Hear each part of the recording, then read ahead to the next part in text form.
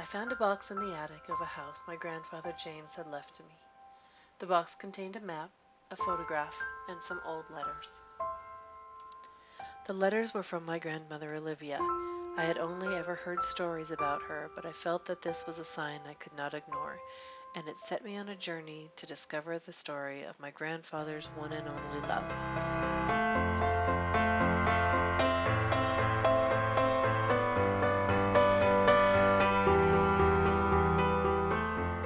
I set out on foot, walking in what I imagined were my grandfather's steps. Going by car just seemed wrong. My trek took me over hills and rocks, and as I climbed, I envisioned my grandfather taking notes in his journal, stopping to sketch the landmarks of his journey home.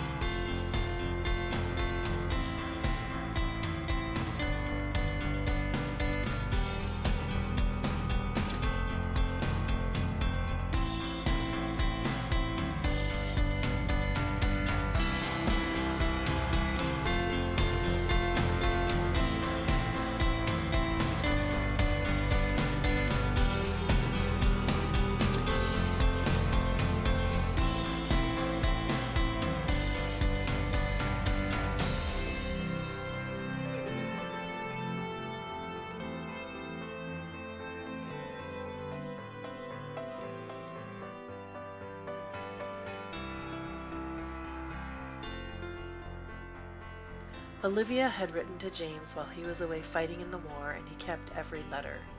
Each letter was carefully written, with beautiful penmanship, and has obviously been read many times over the years, if the wrinkled envelopes were any indication. They smelled musty and old, but felt full of love and promise. "My dearest James," they all began, "how I miss you so." As I walked along the river, I could see my grandfather as a young man, casting his line into the rushing waves of the Spokane River, hoping to catch a nice fat trout for dinner. I imagined Olivia at the homestead with a fire in the cast-iron stove, waiting for the love of her life to come over the hill once more.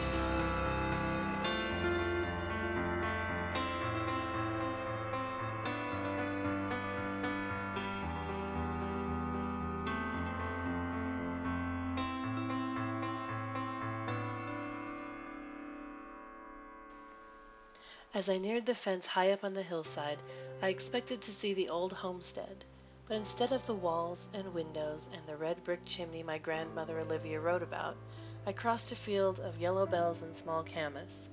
My heart began to feel heavy as I spotted a small wooded area surrounded by an old wooden fence that was falling down from disrepair.